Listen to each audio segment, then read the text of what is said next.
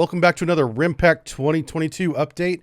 We had some big developments happen over the weekend. We're going to talk about them here. Fire at sea. One of our ships, a Peruvian Corvette, caught on fire over the weekend with some serious casualties. We'll break those down for you. The sources that have been reporting on this are all over the place, but the ones that I use are Rim of the Pacific. That seems to be an official Twitter for this evolution, hosted by the U.S. Navy, including the press office. Naval Institute, Heather Mongolio wrote a great piece on this. Janes.com Defense News has an article out on the ship that was on fire. Warships Cam provided a photo. Commander Pacific Fleet has his own website, cpfnavy.mil, and DVids for material. So what happened? A Peruvian Corvette, the guys, CC-28, caught on fire on July 17th, 2022. That at 8 a.m. local time, a fire broke out in the engine room of this. The fire was contained, but continued to burn, so it didn't spread throughout the ship. But the engine room itself is on fire, and 2 sailors were critically injured trying to fight the fire. The fire was eventually contained and extinguished at about 1 p.m., so it burned for approximately 5 hours, and that's huge because for 5 hours things in that engine room were being over-temped and overpressured and being, of course, damaged by the fire itself, and that can lead to other failures. Loss of watertight integrity is probable. They certainly lost propulsion during the fire itself. Since then, they may have got it back, and we hope that they do, because any ship at sea in a sea state is going to want to point the direction of the sea so it doesn't get tipped over or capsized. Now, modern warships, they can float around in calm seas and not capsize, but if sea state picks up and you don't have propulsion, that is a real problem for any ship of any size. The injured sailors were evacuated by the French helicopter from another ship to a U.S. Coast Guard ship, the Midget. From there, they were heloed again because they were so seriously injured they couldn't be treated fully on that, to the USS Abraham Lincoln, that has a hospital on board, and they couldn't treat them fully there, so they went ahead and flew them to Hawaii, to an actual medical facility on land, where the 2 sailors that we hope make a full recovery, but we know that they're in critical but stable condition as of this time. So the Peruvian Navy Corvette, the guys, CC-28, suffered an engine room fire, burned for approximately 5 hours, and is receiving assistance now with 2 critically wounded but stable sailors ashore. All right, so let's talk about the guys real quick. What in the world is this ship? This is a Corvette, rather small compared to other ships. That's why it gets the Corvette name. But Corvettes have a place in any fleet. They're very fast, quick reaction forces that can go out and investigate things that the larger fleet detects, but doesn't necessarily want to change its course or plan of the day to investigate every little thing. These ships play a vital role. All right, so Peru took delivery of this ship in November 26th of last year, but it's not a new ship. They took delivery from the Republic of Korea, that's South Korea. This was a Pohang class since 1989, so we're going on 30 years plus for this ship being in service. Now, this ship, before it was received into service by the Peruvian Navy, it did have its engine room completely redone. They ripped everything out, reinstalled brand new diesels and engines, and did a lot of work on the inside. They completely gutted the weapons and combat systems, all that stuff. Sensors were completely redone. That's all indigenous with Peruvian equipment now, except for the engines. Those are 2 MTU 125Vs, 956s diesel engines. It has an endurance of about 4,000 nautical miles at sea, and it has the GE 2500 gas turbine engine that is very common. It's a maritime engine in a lot of ships, and that can push it up to 32 knots. So this appears to be a co-dag or a co-dog system where they can run diesel and gas, or diesel or gas. Its armament is only 2 76 millimeter cannons and 42 40 millimeter naval guns, and 2 triple torpedo tube launchers, port and starboard sides. It may not have any surface-to-surface cruise missiles because they had to rip out the French Exocet missile launcher that was on board to increase the superstructure to include a larger galley and food storage to give it more endurance at sea, because the requirements of the Peruvian Navy were different than that of South Korea, including longer time at sea, the 4,000 miles, and then food to support them, a full crew for that full time. So that's some of the changes that they made to this ship, and this is the one that caught on fire. Now, the United States Navy recognized that this ship is not going to have its own power for the reasonable future, so we sent out a rescue ship, a sea tug, if you will. This is the USNS Grasp. Whenever they send this ship out to get you, you know you're in trouble because you can't support yourself. This ship is very capable. It can tow the ship, which is the most important, so it can maintain the seas. I imagine they'll bring it back to port, but it can also provide mechanical assistance on board with repairs and to stop flooding or any other casualty that came on, because this ship appears to be stricken right now. The Peruvian Corvette appears to be stricken. So this ship came underway from Hawaii, and it's tow capable, and that was its position according to Twitter this morning. So we'll see how far they get. We expect them to bring the ship back to Pearl Harbor for repairs. As soon as we know more about the ship, we'll tell you, and the sailors, of course, as well. As soon as our conditions update, we'll have an update here. But that's just some breaking news that came out while I was writing today's lecture, talking about RIMPAC 2022. So we're going to go ahead and get into the meat of what I had planned for you today. But before we go on, one more time, we wish nothing but the best and a full recovery for those two sailors. And hopefully we can get that Peruvian Corvette back in action too. That would be nice. Something that I want to bring up is we have a great Discord that I want you to join, because stories like this that don't necessarily I have time to make a video for, or aren't big enough to have their own video here on YouTube, we discuss on Discord. And the only way to get onto Discord is to join the Patreon at the $5 level or above, and you'll get an automatic invite into our Discord channel. And we talk about everything over there. There's a lot of content on Discord that I don't put on YouTube or even on any other channel, including Patreon, because they're just too small stories. They're very small vignettes. And we talk about market analysis if you're into the stock market. We talk about gaming, because you guys know that's a hobby of mine. We also talk about movies, podcast technology, open source intelligence. I'm a huge F1 fan, so you can catch up with us over there. So please check out the Patreon, join at the $5 level, get that automatic invite to our Discord, and I'll see you over there. I look for people joining today, okay? All right, let's talk about RIMPAC 2022. Something that you may not know is every war game has a scenario around it. In this case, there are 4 different nations. There's Pandora, which is the good guys, the blue team, if you will. There's Griffin, there's YOLO, and there's Orion. Orion are kind of the baddies. They're the expansionist, asymmetrical, supporting terrorism, trying to develop nuclear weapons. They're doing all the things that we Americans don't like. And this is just the fictional names we give these sides. So we got blue and you got orange. So what's happening whenever the games begin? Oh, something to talk about these war games. They're very scripted early on. Like the beginning of a war game is like a school schedule. You hit one class, then the second class, then the third class.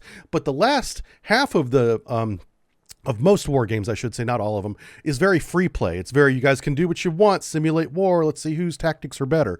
So in the early part of RIMPAC 2022, this was very scripted, so that's what we're talking about today. So on the island of YOLO, there was a climate change disaster. You know how all that carbon can cause volcanoes and stuff? Yeah, that happened. And so there's a mass casualty incident on YOLO. By the way, Griffin and YOLO are also victims of asymmetrical warfare sponsored by Orion. That's terrorist attacks and things like that. Information warfare, you know it. And in that climate, in that environment, Pandora has to help evacuate and protect the mass evacuation of the island of YOLO to the island of Griffin. Griffin is like the most wealthy nation in this chain of countries here, fictional countries. And so they're going to take care of the people of YOLO. They just need to get there safely. And so Pandora scrambled their forces to push back against Orion and to help interfere with the terrorist and information warfare, the asymmetrical warfare that Orion's doing. That's the scenario in a nutshell for RIMPAC 2022. They don't always make that public. I'm kind of glad that they did, because when I was in the Navy, I felt these scenarios were kind of silly, right? And they are a little bit wonky, but at least gives some structure to what's happening. Okay, that's really the point here. All right, so we're going to watch some video from what's going on here. This is going to be some early scheduled, training ashore. We're training the Southeast Asian Marines, if you will, how to come ashore and clear a beach. Watch this. Yeah, there's no sound on this one because it was too loud, so I turned the sound off. But here you can see, Army or Marine, some kind of force coming ashore, wearing their Sketcher boots, scanning the jungle, proper trigger discipline, looking good. And here you can see some of the students. Now it's their turn to get wet. The first thing they do is they soak them good so they're nice and cold. And then they teach them to come ashore properly. Yep. Look at that. So that's just an idea of what it's like to be trained by these guys. Now, included in the RIMPAC this year, there was a SINKEX. And SINKEXs are always very exciting for everybody, but they're also very dangerous because you're shooting live ammunition, missiles, bombs, etc. at a target. So safety is of the utmost concern. So we're going to look at the safety brief real quick that's going here. This does have some audio, but I'm going to talk over it. What was interesting here is look at the gentleman's uniform. U.S. Army is participating in the RIMPAC as well. Not the first time they've done that, by the way. But I love how the Navy's trying to integrate the Apache helicopter onto our ships. And that's kind of been going on for a long time. That's nothing new. But it appears that these Apache pilots or Apache commands are taking some part in this year's RIMPAC. Yeah, that wasn't really announced, but they showed it here in this video here, and they're conducting their safety brief of who's going to do what and when during the SINKEX. And the SINKEX is extremely scheduled. And in this case, it's going to be an Oliver Hazard class, Perry class frigate, and they're going to drop bombs on it, cluster bombs. They're going to shoot it, and with 30 millimeter chain gun, they're going to go. They're going to shoot it with cruise missiles as well. And the idea is to just demonstrate that these weapons work and get some practice using live ammunition. So here is the target vessel. This time, the radar is removed up here on the bow. You can still see the mast that holds it, but the actual interface is gone. The sanitation that goes into these target vessels before they're sunk and turned into a reef essentially is extensive. That's why we don't do it to every single ship we decommission. It takes a lot of time and money. There is no oil or gas at all on board this ship. This ship is squeaky clean, probably the cleanest it's been since it was commissioned into the U.S. Navy. Even cleaner if you think about all the oils and stuff, because all that stuff is removed. You can see the watertight doors on the starboard side here are open. Now, I've seen SINKEXs where they go one of two ways. They either open all the watertight doors so you know the ship's going to sink quickly, or they shut all the watertight doors just to see how much ordnance it actually takes to sink the ship. It looks like they went with the open watertight door on this SINKEX here. Notably, the helicopter hangars at the back are shut, but those aren't watertight, so it kind of doesn't matter. Something I'll point out here, you see that red arrow right there? There appears to be a hole in the ship.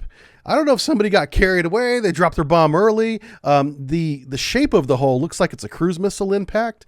So it's possible that this picture was taken after the SINKEX had begun. But whatever hit it, if that is a weapon strike like it looks like, the weapon didn't explode. It was a dud weapon, which is possible. They don't need to all have warheads. They can shoot this thing with weapons like cruise missiles that operate normally in every aspect, except they don't have an explosive warhead. That way you can get more shots on target. All right, we're going to go ahead and watch this video. This one does have some audio. This is the carrier group, air crew. They're prepping a weapon here. I want you to note the two yellow stripes on the nose of that GBU 16 there. I don't know what the yellow stripes mean. So if you are or served in the Navy and you know what on a 1,000-pound bomb two yellow stripes mean, please put it in the comments. It could mean that it's just a shape, that this 1,000-pound bomb doesn't have any explosive in it. Or it could mean the opposite. It could mean that this is a war shot, be very careful, or something in between. What do the two yellow stripes on the nose mean, if anyone knows? So here they are putting it up on the, that's the little pod that holds it onto the wing, little connector there. And they're strapping it to it. There's metal pins inside that will actually hold the bomb on, and they'll bring the jack off. Here they are putting the wings on the nose. There's wings like this on the tail section as well. These pivot and allow the bomb to make small adjustments in course on its way down. There you can see the set screw that they tighten to bolt the wing on. And on the nose there, you can see it moving a little bit. That's the laser sensor. That nose, all it does is it looks for the strongest source of the designator laser that's on the target, and it just centers it That's all it wants to do. And as that nose piece centers it, the wings behind it on the nose and on the tail will line up to keep it centered. And that's called a guided bomb. It's a GBU-16 with a 1,000-pound warhead. Now, the fusing on this is also very important. You can fuse the bombs to explode on contact, which will help save the ship a little bit. Or you could have the fuse delayed so the 1,000-pound bomb explodes as it goes through the keel, which will rip the ship in half. So it'll be interesting to see how they fused it. I'm sure they don't make that public, but there's different ways to explode these bombs on ships. And I love seeing the air operations. These are, one, extremely dangerous. These guys are risking their lives. These gentlemen right here, putting the planes up in the air, but they do a great job. It's all choreographed, by the way. They have specific areas to stand in. Watch this pilot's head. Not this pilot. There's a pilot coming up that's going to be a JSF F-35 coming up. All right, wow, we already missed it. Anyway, there was a real good one where a pilot just shook his head back and forward because the power of these catapults is really insane. Anyway, so they're launching cruise missiles, Apaches, 1,000-pound bombs at this ship. This ship doesn't stand a chance. So we're going to watch a Malaysian ship here. They're going to fire an Exocet missile, possibly two, but at least one that we're going to watch here at the target vessel. This is a live fire. This is what this looks like. 6, 5, 4. Listen to what the missile sounds like. It shook the camera, this ejection. Yeah. All right, now we're going to watch a slow motion. This is a Halifax class destroyer shooting a Harpoon missile. This is shot in a high frame rate so we can see all the details. You see the protective cover of the tube coming off. That is ejected whenever they ignite the booster rocket that in the tube. It overpressurizes the tube, pushing that tab off. That's not mechanical, that's like physics. The wings that pop out amid are nice. Notice the two sensors on the bottom. Look at the air inlet right between the two wings right there. I wish I could pause this. The booster rocket motor fins are mechanically linked to the rear fins of the missile itself. And there it goes. Anyway, that's a really cool shot of a Harpoon. This is the target, and we're going to watch it get hit by multiple cruise missiles and a bomb. One of those 1,000-pound bombs is going to blow this thing apart.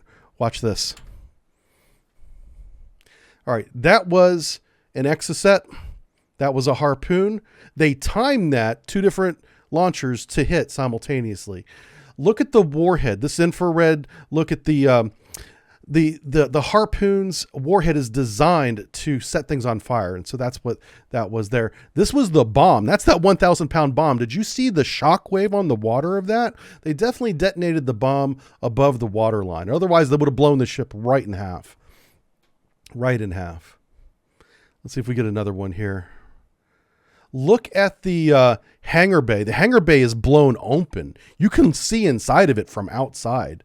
Yeah, I apologize for the pixelation. There's nothing I can do about that. Look, the hangar bay is gone. It's just a gaping hole. Watch this on the bow. We're going to set the bridge on fire here. Like I said, these cruise missiles are not designed to blow ships apart. They're designed to set ships on fire like this. And this ship has had all of its oil and lagging removed. So there's nothing really flammable on board except some small things. And those were still enough to burn the ship down. This ship clearly is out of commission, you know.